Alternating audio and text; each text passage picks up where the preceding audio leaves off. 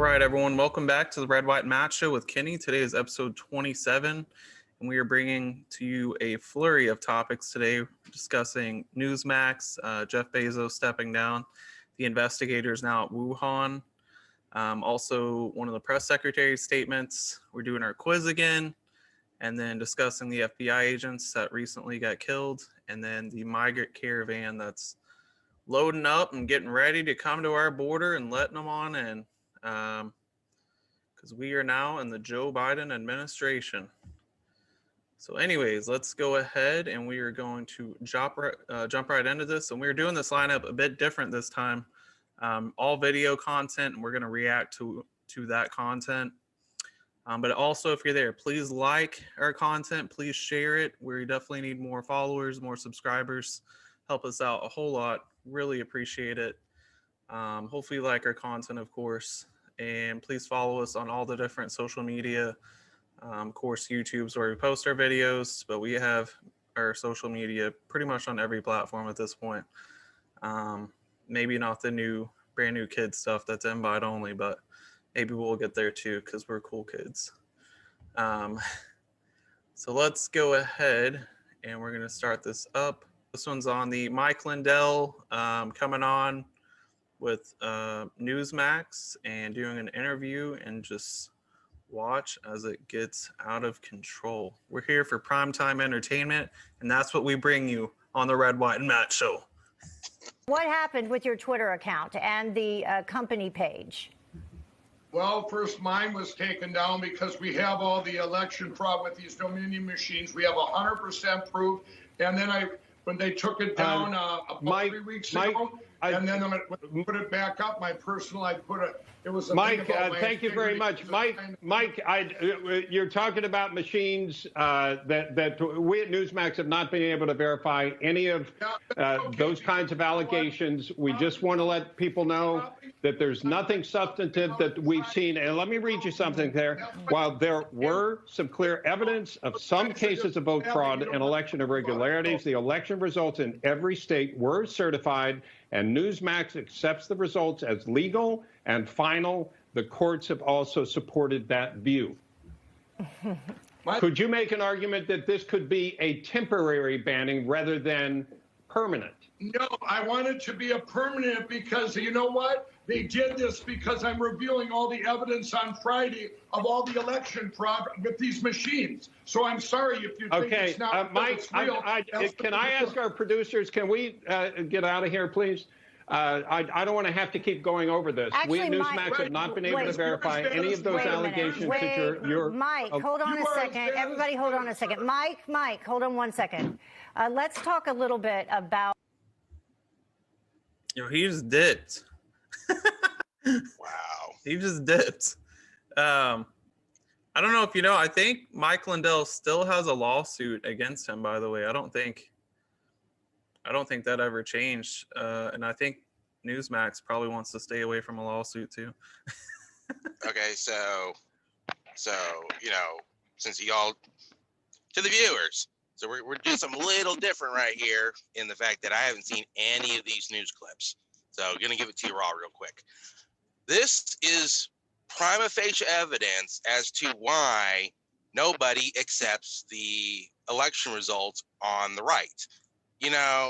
Mike Lindell, whether you agree with the evidence he's going to present or if that evidence is even real, the fact that you can't show any quote evidence on any mainstream TV. And I've said before, the issue is the election stinks to high heaven on several different issues.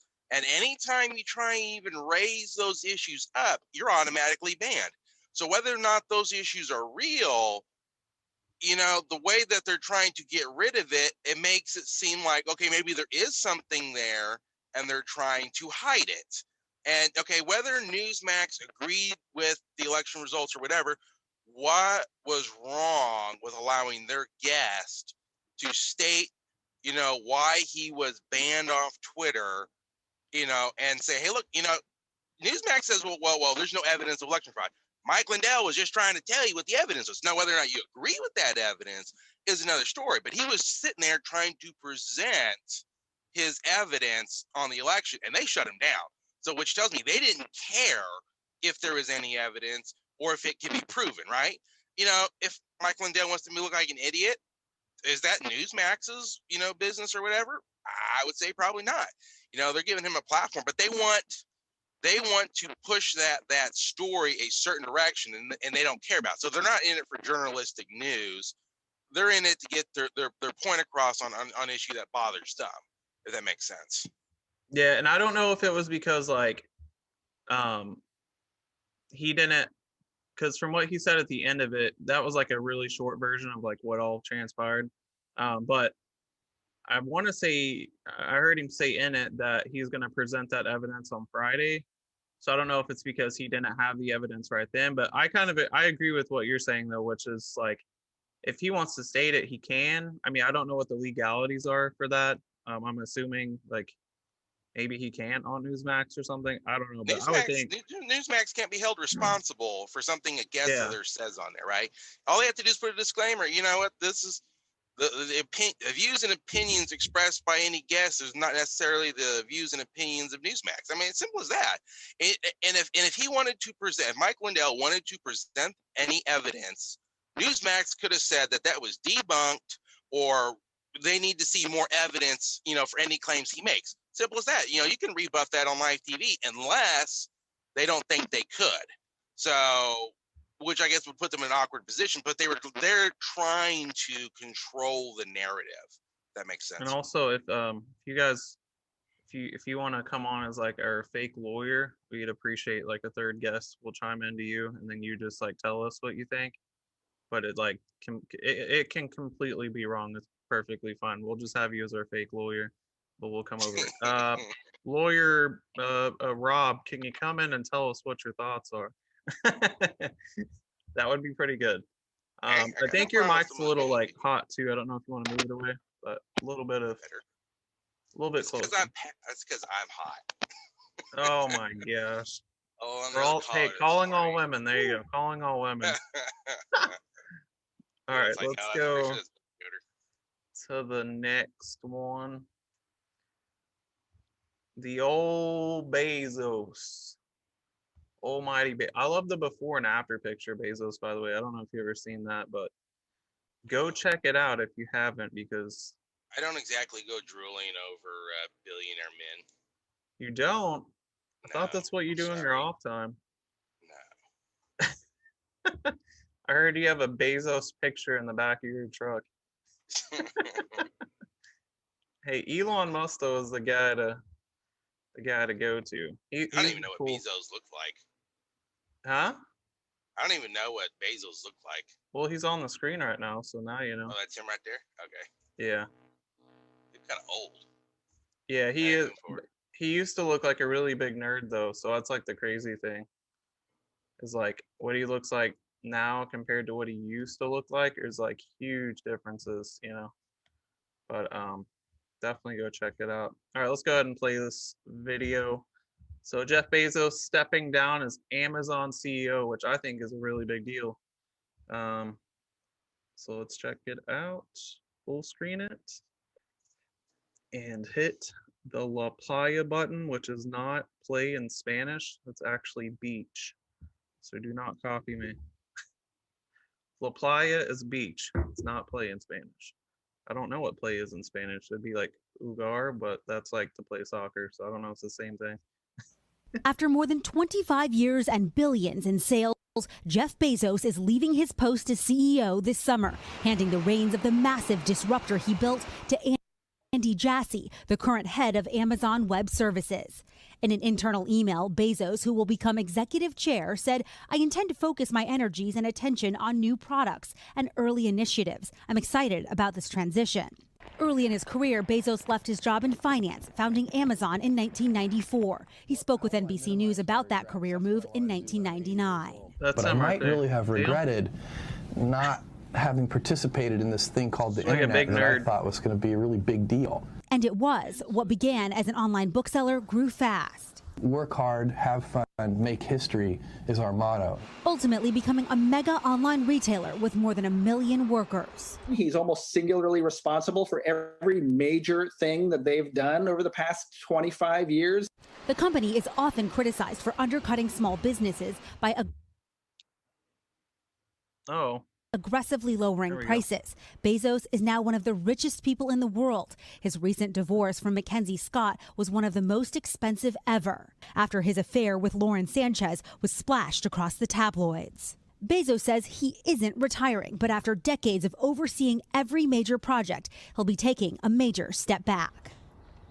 Bezos will also stay involved with the Washington Post, which he owns, and Blue Origin, his private space company. Amazon, meanwhile, facing antitrust investigations that will likely fall to the new CEO.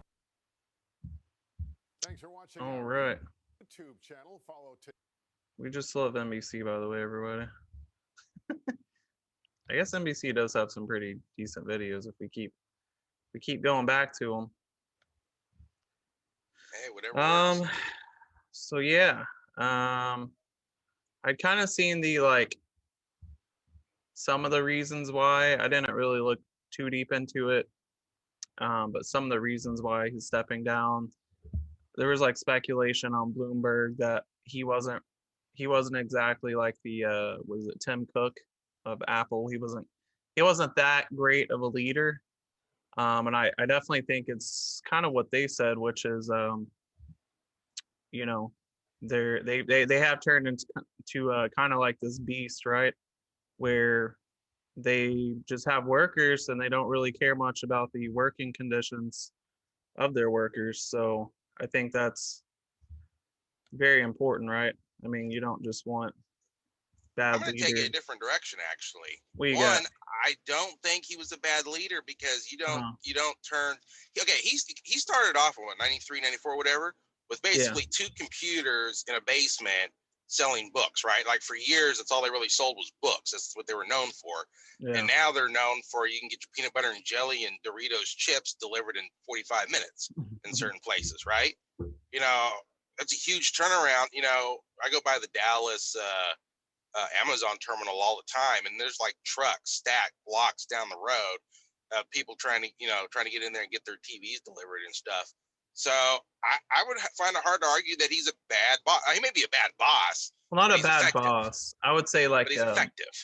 Yeah, he hasn't been able. He got the business to where it's gotten to, but I think it probably takes a different kind of leader to change the business model to where it's more worker friendly, I would say, because I've read several articles about how intense the work conditions are. But I mean, he's created how many jobs? There's been so many jobs created. Thank God for Amazon, right? There were jobs now that exist that never existed 10, 20 years ago. And these are the kind of people we need. We need the Elon Musk, the guy that comes in with electric cars. There was no drive from the government for this. It was all done on their own, and they made it. It's the American Which is why I don't think, because part of the reason they're successful, it was kind of twofold. One, they undercut everybody for years and ran people out of business, right? And then they started squeezing their partners on their websites, because you can have independent companies list stuff just like on eBay on their website, and they can sell it, right? And then they do one of two ways. In that case, the companies will send their product to an Amazon warehouse, and warehousing takes care of all the shipping and money transfer and details.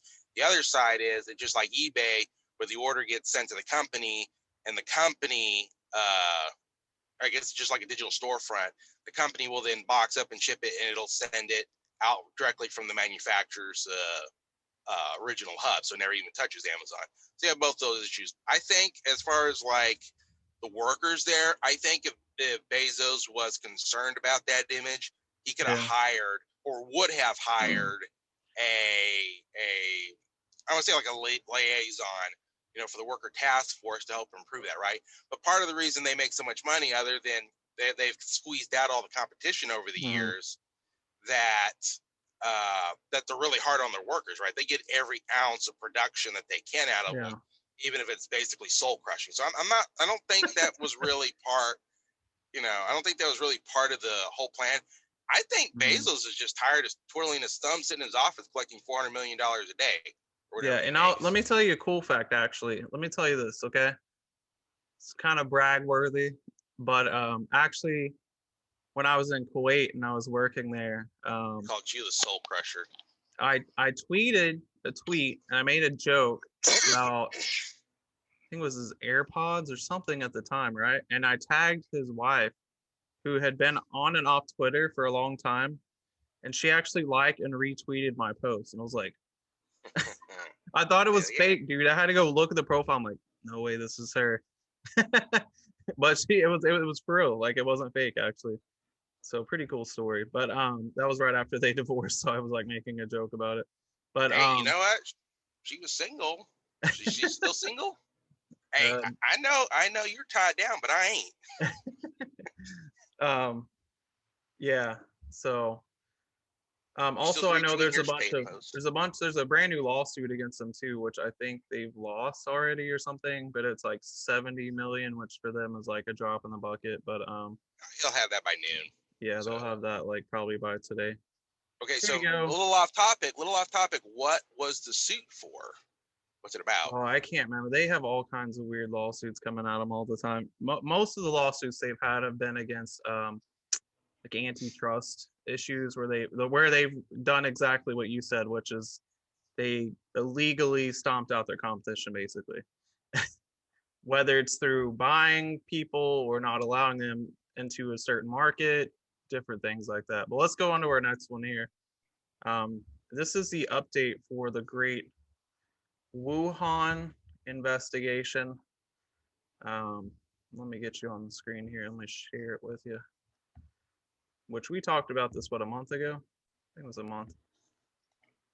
So a little bit of an update, not a whole lot out of this. That's how the World Health Organization has described its mission to uncover the origins of the pandemic in Wuhan.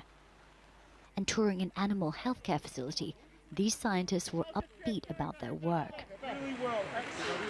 They visited hospitals and the seafood market where the first COVID-19 cases were detected. 1 year since the beginning of the outbreak, the UN agency says seeing the sites firsthand is important. They are having very productive discussions with Chinese counterparts, visiting different hospitals around Wuhan. They've had a very good visit to the market, seeing firsthand the stalls and walking through, and we had some good feedback from them of the importance of being able to physically walk through. But the mission is politically sensitive.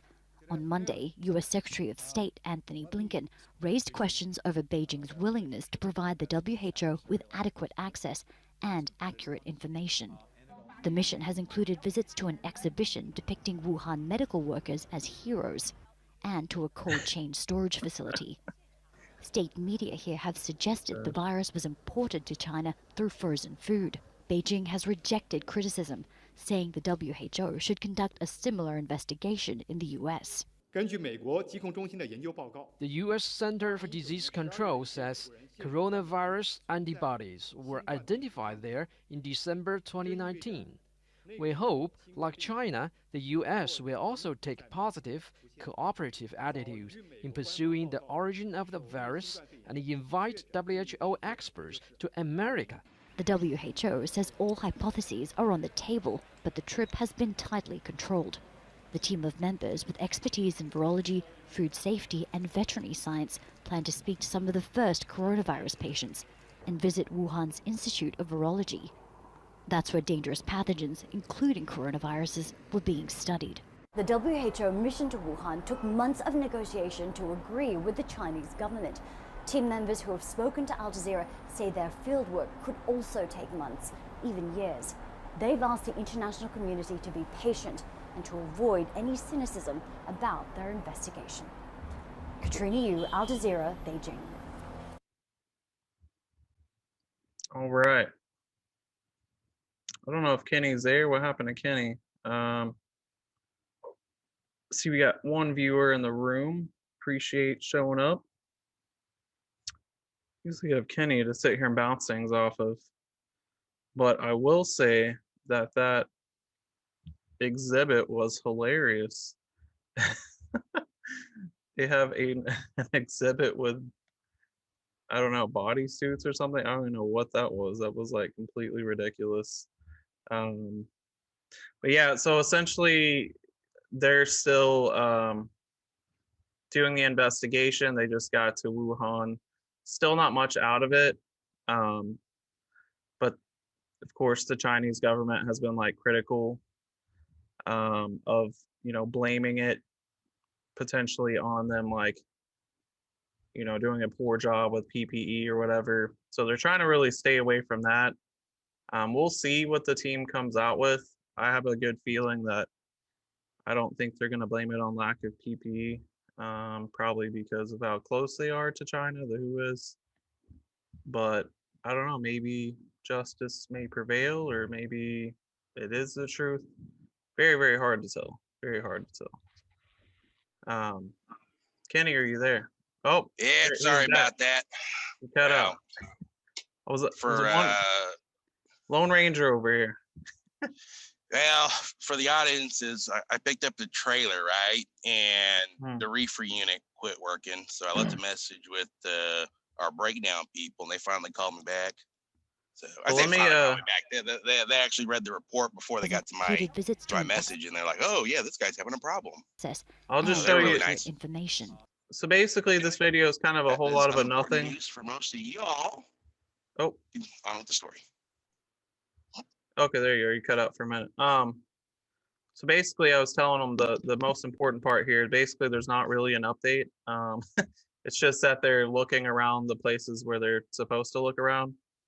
And I mean, let me show you.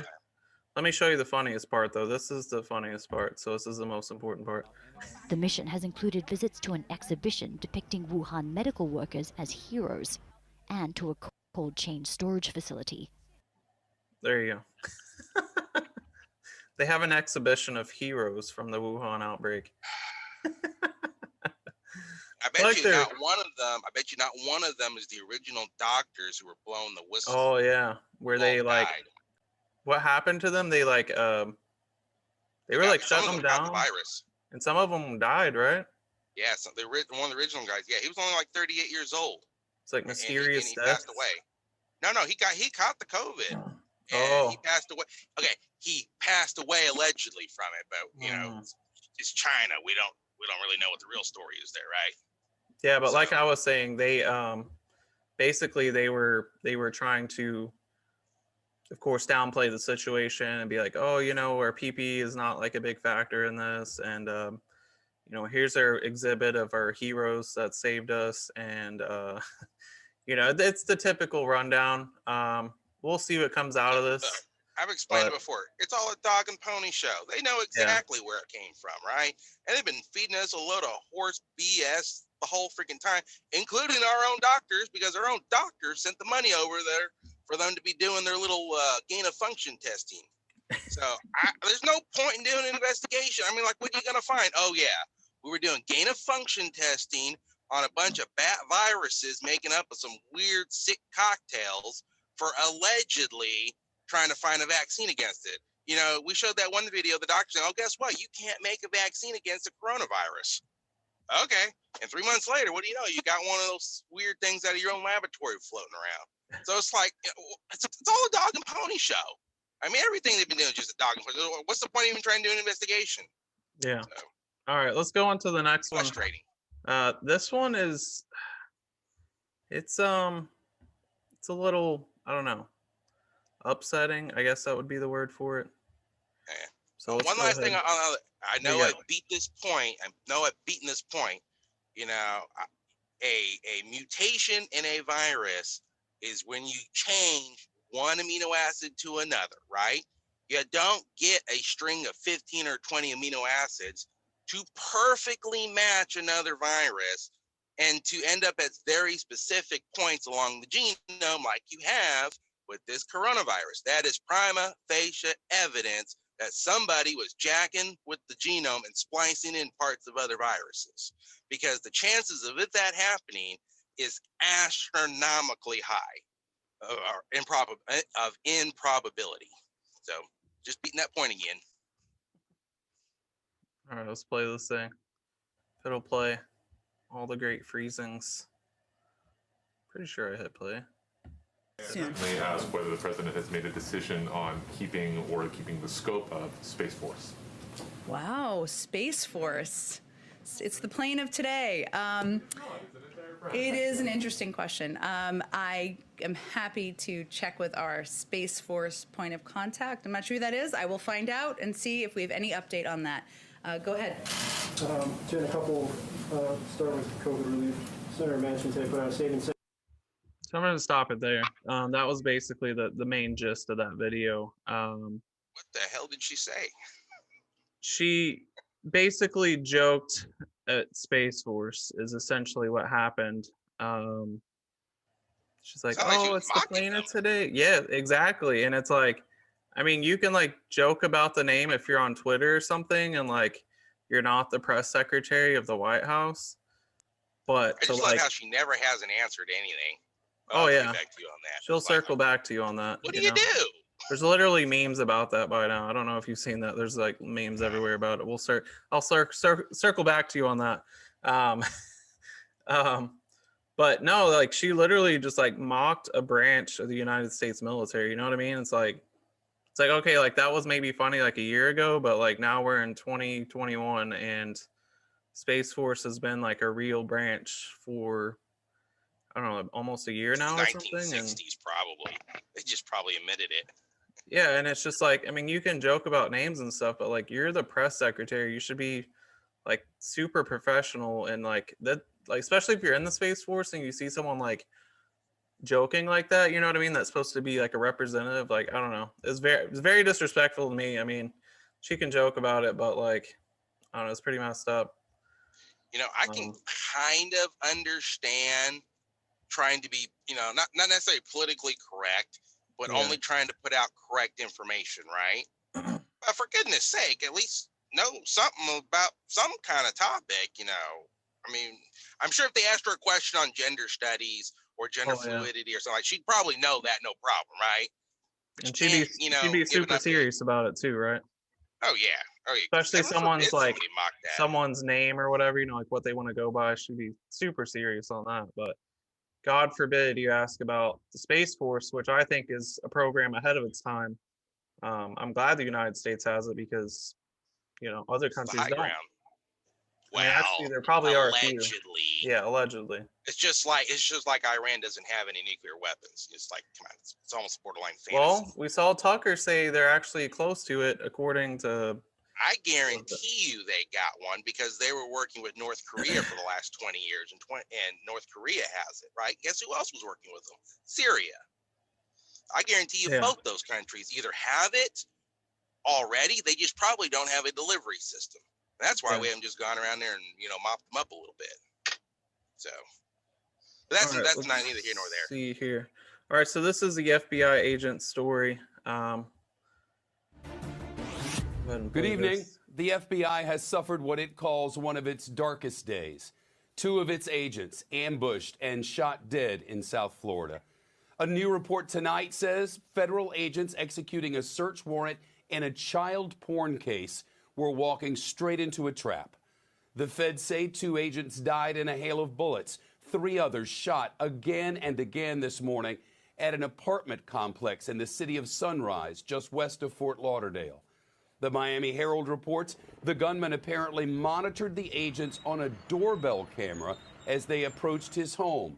And when they reached the door, he opened fire with an assault-style rifle right through it.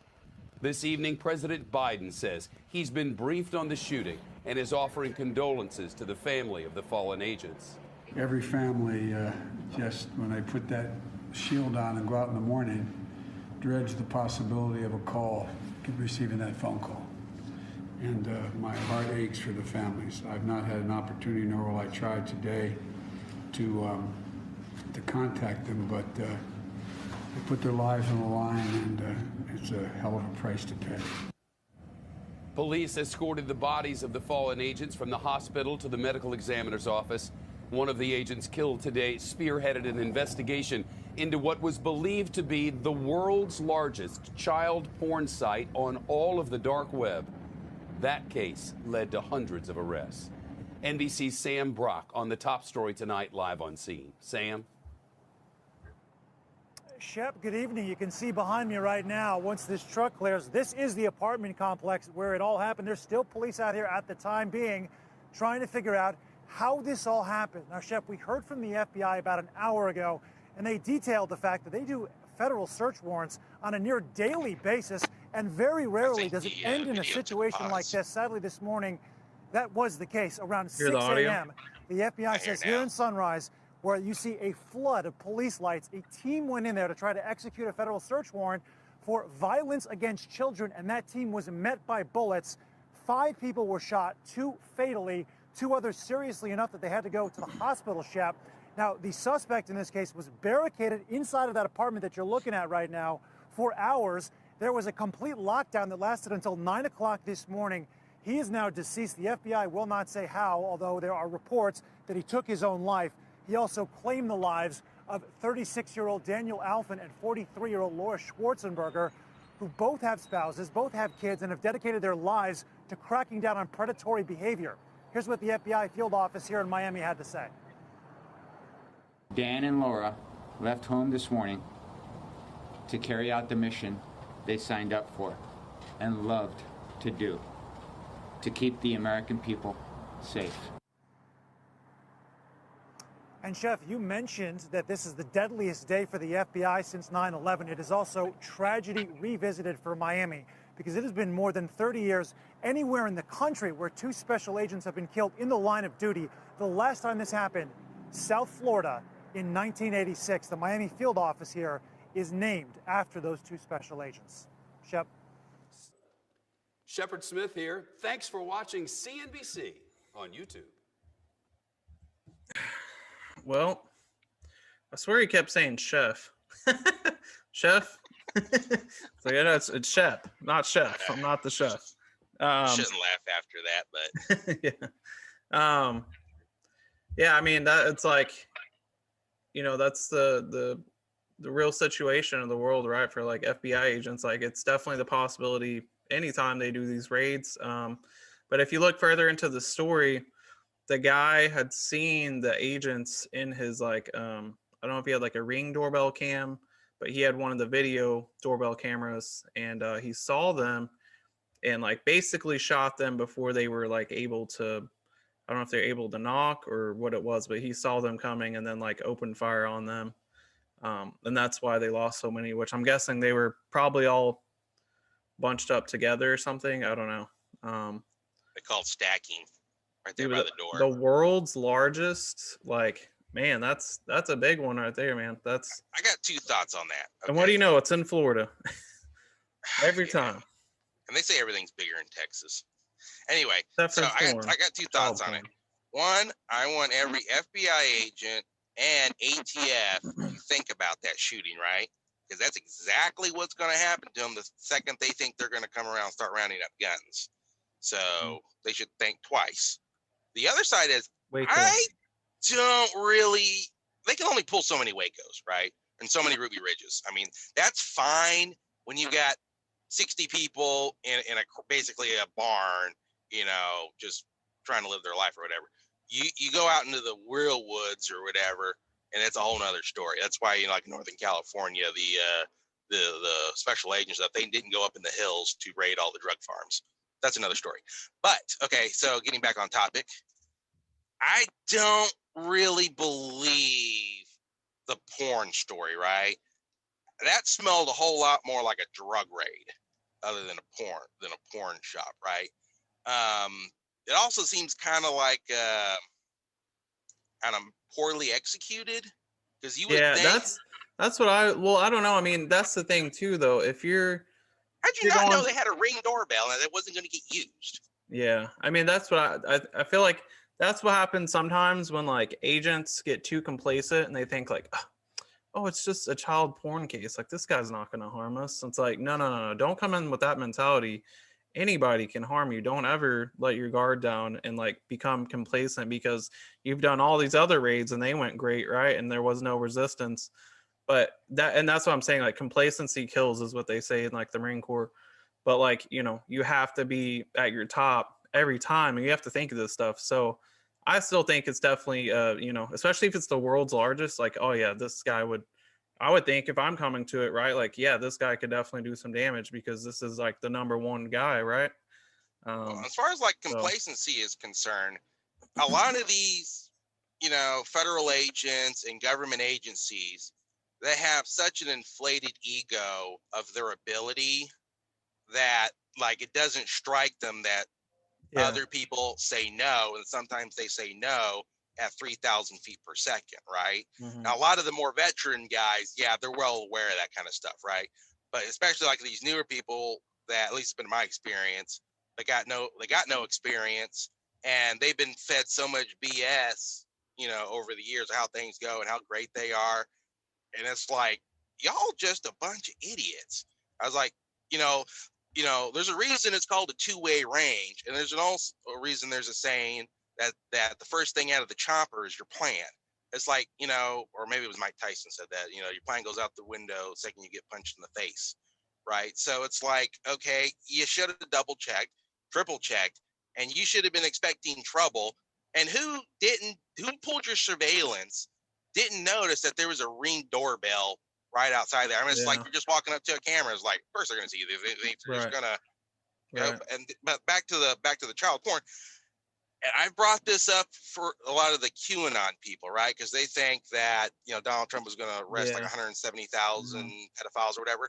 My problem with that is it is a really convenient excuse, and it is not improbable that a government agency can plant stuff like child porn on somebody's laptop to give them an excuse to do what they really wanted to do, was to bust down your doors and knock your balls around a little bit. You know what I'm saying? So it smells fishy that they would go like that and then do it without having a proper plan. That makes sense. It just, the whole thing smells funky. So do you have a if you can't get somebody on actual evidence, like you haven't seen them in deal, okay, well, let's just sneak some child porn on their laptop and use that as a reason to bust the door down to find the stuff we really want. And I'm not accusing anybody of doing that, but it's quite possible. Do you have a quiz for today or no? Me? Nah. No quiz? So I kind of had a quiz item, but I didn't know the video was going to give it away. But I do have another backup story to that one, which I don't know if the FBI was involved or not. But do you remember? Okay, do you know where there was a big altercation with two individuals who were who had heavy body armor and like automatic weapons during a bank robbery? Do you know where that location was around the same time period, actually? Plano, Texas. Plano? No. Yeah, Plano, Richardson. This has been back in the 90s. Yeah. I never heard of that. Was there something there too? I don't know if you can find a story on it, but yeah, these two individuals in like an armored van robbed a bank, and like it was right around Dallas, Texas. Had fully automatic machine guns, tore up a bunch of like Dallas PD cop cars. Like 7 cars got smoked. This is maybe 10, 15 years ago. I don't know. Maybe you're talking about the same thing. Maybe not. They actually got away with that, I believe, too. Oh, okay. Maybe that's why you don't hear about it. The one I was talking about was the North Hollywood incident. Yeah. So that was great, actually, because I was thinking, I was like, oh, was the Miami thing the same thing? Because that guy actually had, the last time those FBI agents were killed was in Miami in '83, but that made me remember which they actually made a movie about it, I think, was called 44 Minutes. And that's where those two guys, I guess they were bodybuilders too.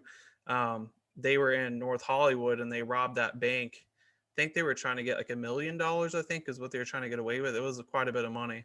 But that is the incident. That's the incident that caused police to start carrying ARs. Yeah. Because back then the biggest thing they had was they had shotguns and pistols, and that was it. And they were out. They were just massively outgunned. So, and those dudes had like heavy body armor, and like the one guy died. The other guy technically gave up, but then he died from bleeding out because he refused to tell police if there was a third third person with them. And so basically the ambulance or the emergency medics couldn't get to him basically in like the amount of time, because the guy was like basically F you to the police, and he wouldn't give up if there was a third guy, and they're like, well, we're trying to help you out, but you're just telling us F you. And he died. More like he bled out from his bleed out. Right, and the family actually tried to sue the police department for that, and eventually they just dropped the lawsuit. But yeah, that was a crazy incident, man. That I remember watching that growing up. I think it was just the 44-minute thing. I was like, dude, this is wild. Like, they spent over 1,000 rounds, which comes out to like, and they modified their weapons, by the way. They weren't just automatic. They had to modify them to make them automatic. But they spent 1,000 rounds, which comes out to like 1 round every 2 seconds. It's like, dude, they are putting down some like firepower, like crazy. But like for the police, dude, straight ballsy. Like, you're coming at these guys with a pistol and a shotgun, like that was LAPD or whatever. But like, dude, wow, like. Yeah, you gotta admit that took some balls. When you got a machine gun, it's like you're going out there with a pump action shotgun. Yes, you're like coming out with a paintball gun or something. Yeah, that's ballsy. And they have the heavy body armor. The only way they were able to take them down was through their they shot at their legs. So, and then the other guy actually got shot in the butt. So I guess maybe his armor was weak there. Hey, you got to take them down, man, somehow. Well, that's two things. That's two things for you. One, criminals will always find a way to do stupid stuff and possibly illegal stuff, right? Yeah. All right, so let's go ahead. We'll do our last video here. This is on that migrant caravan, which was brought up about a month ago. I actually saw something else that said it's looking at around 9,000 migrants. I don't think they name it in this video.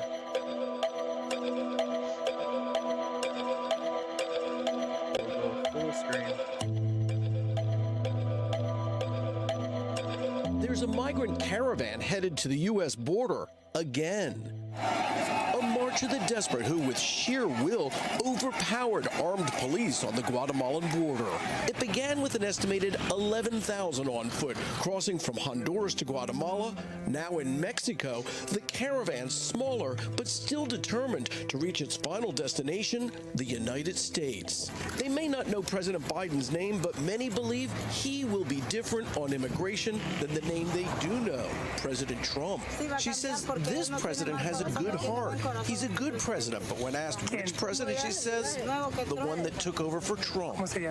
Documenting their grueling step-by-step journey, Italian photographer journalist Nico Filippo Rosso. The trek north over densely wooded mountains, driven in large part by despair. We traveled to Honduras a year ago. Then people there told us they wanted to leave to escape gang violence and a collapsed economy. You want to go to the United States? Yes. ¿Y por qué? Why? Because here there's so much poverty. Those fears still remain after 2 Category 4 hurricanes hit just 2 weeks apart last November. In this dramatic Rosso photograph, Jessica, a mother, collapsed under the strain. She's since been revived, saying she had to leave her hurricane-damaged village of San Pedro Sula. So, Nico, why are people leaving? Entire neighborhoods are still under the mud and underwater. It's impossible to live there, like on top of endemic poverty and violence.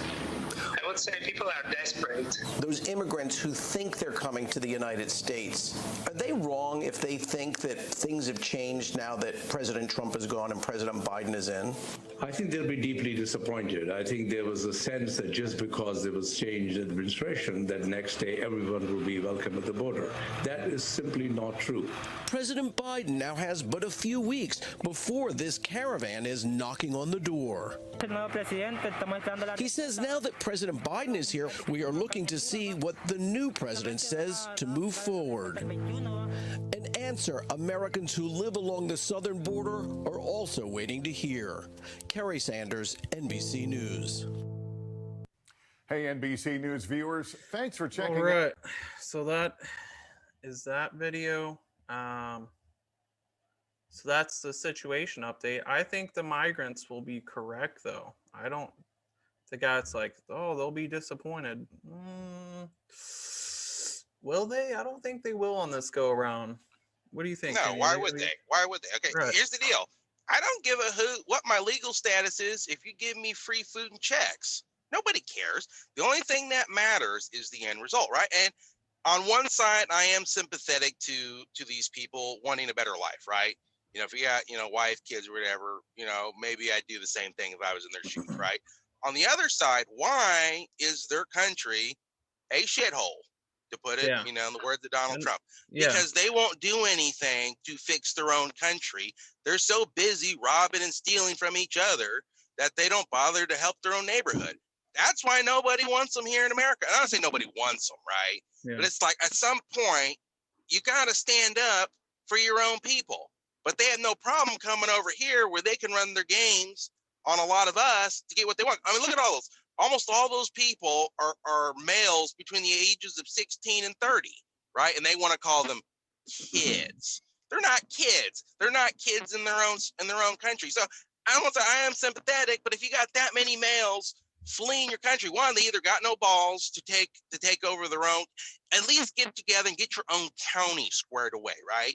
If you got 30,000 or 10,000 young males coming from a couple of counties, or okay, what did you do while you were there to fix the water? What did you do there to get food going? What did you do there to repair your neighborhoods? Oh, well, nothing. We're just fleeing, going to the United States because we think we can get a better life out of it, right? Am I sympathetic to them wanting better life?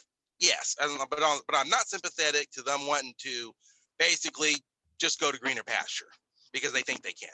That makes sense? Yeah, And for I me, know it like sounds harsh. for me, from like a libertarian perspective, you know, like I'm okay with migrants coming.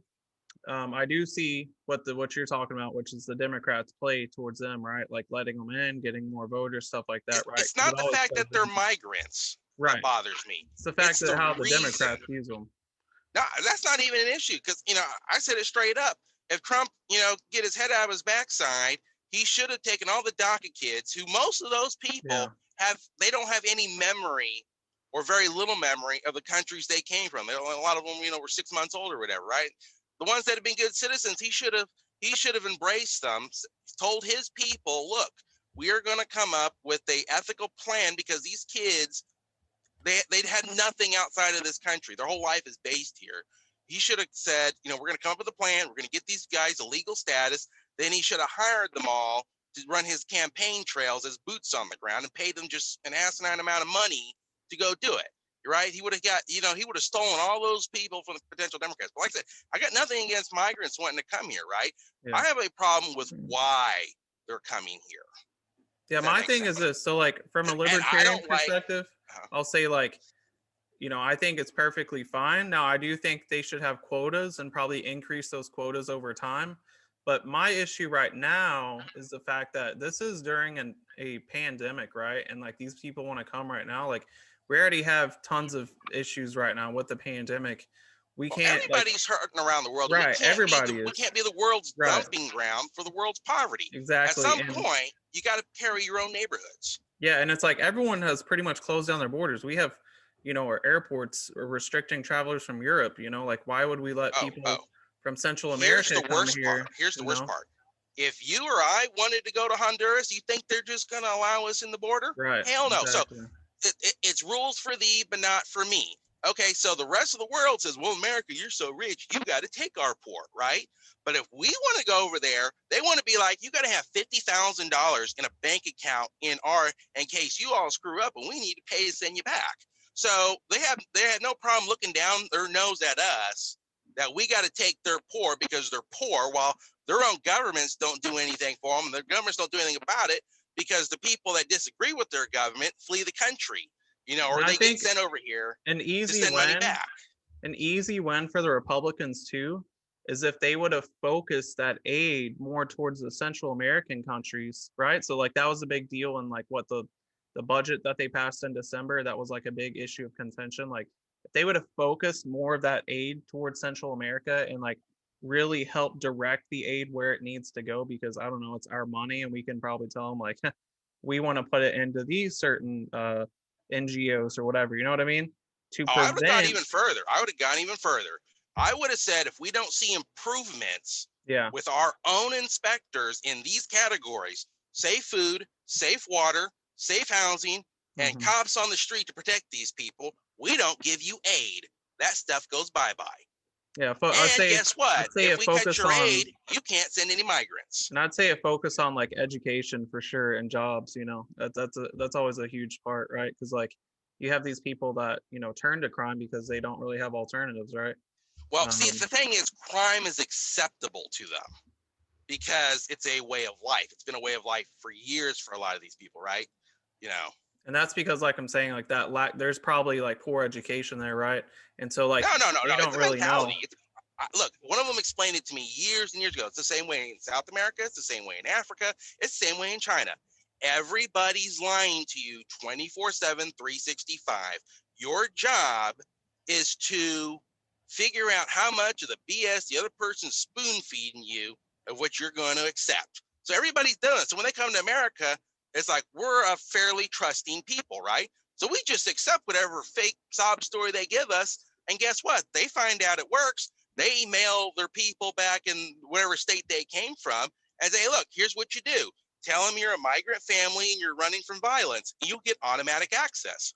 They have no problem doing that when they just may be running away from economic issues, or they want a better job, or they want to get a job here to send money home to their families.